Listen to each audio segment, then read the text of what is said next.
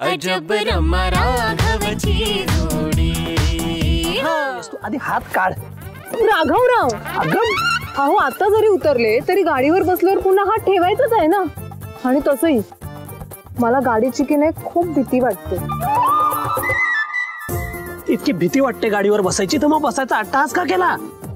आपण एकत्र असल्यावर मला अजिबात भीती वाटत नाही, कारण मला माहितीये तुम्ही मला गाडीवरून पडूच देणार नाही।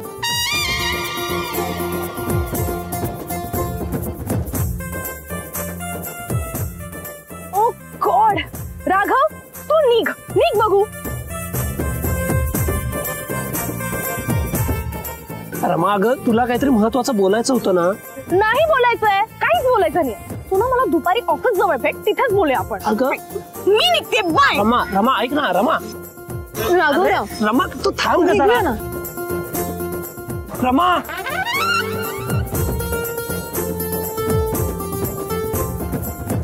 वा वा वा, ही तर कुठे सुरुवात आहे। चला राघवराव, आता तुमच्या खांद्यावर नेहमी माझाच हात असेल, सवय करून घ्या। चल चल।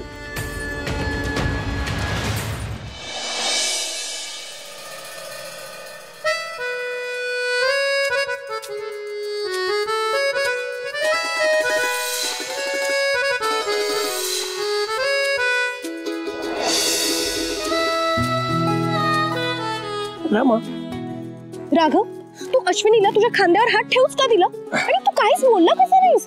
फर्स्ट ऑफ ऑल तू तिला सोडायलाच का गेलास? अगं ती माझ्यासाठी इंग्लिश शिकते, मला एवढं नको करायला तिच्यासाठी। अगं ती घरात माझ्यासाठी सतत काही ना काही करतच असते। ओके, नाउ आय थिंक तू सुद्धा तिला लाईक करायला लागलास।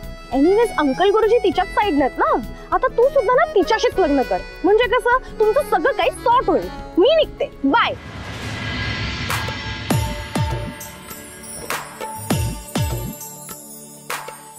आईची लाडू, आजीची ठमी, आणि मग माझी कोण?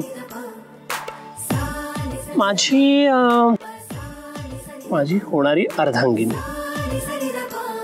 तर होणाऱ्या अर्धांगिनी बाई। एक मिनिट, अर्धांगिनी बाई अजिबात नाही, प्लीज।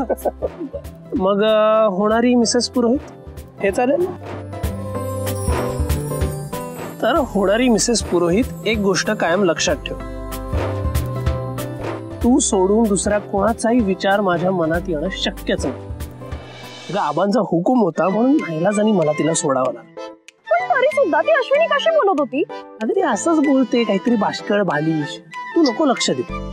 पण ह्यातनं एक गोष्ट नक्कीच चांगली होईल, नाही म्हणजे अश्विनीच्या ह्या वागण्याने तुझा मराठी शब्दकोश वाढेल। नवीन शब्द शिकशील तू, म्हणजे बाष्कळ, बालिश, मूर्ख, बेजबाबदार, अविचारी। बस बस बस, कळलं मला।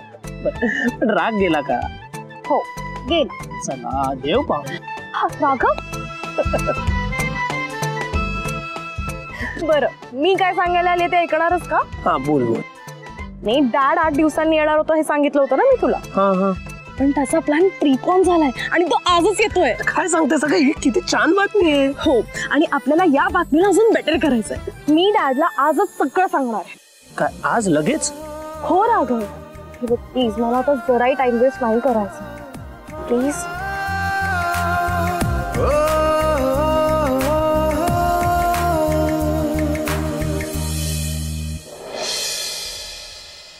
राघव, डॅडला यायला खूप उशीर होतोय। अरे नाही ग, आपण खूप वेळ वाट बघतोय ना, म्हणून असं वाटत असेल। मग वाट तर बघणारच ना, एकदा का डॅड आला ना की सगळ्या गोष्टी एकदम सॉर्ट होणार आहेत बघ। तो आला ना की आल्या आल्या लगेच मी त्याला अंकल गुरुजींकडे घेऊन जाणार आणि सांगणार आहे की बाबा त्यांना कन्व्हिन्स कर प्लीज। पण आधी आपण दोघं प्रेमात पडलोय हे सांगायला हवं ना तुझ्या डॅडनं, ते कुठे सांगितलं आपण? हो अरे, ते सुद्धा मी सांगणारच आहे त्याला। डॅड आलाय।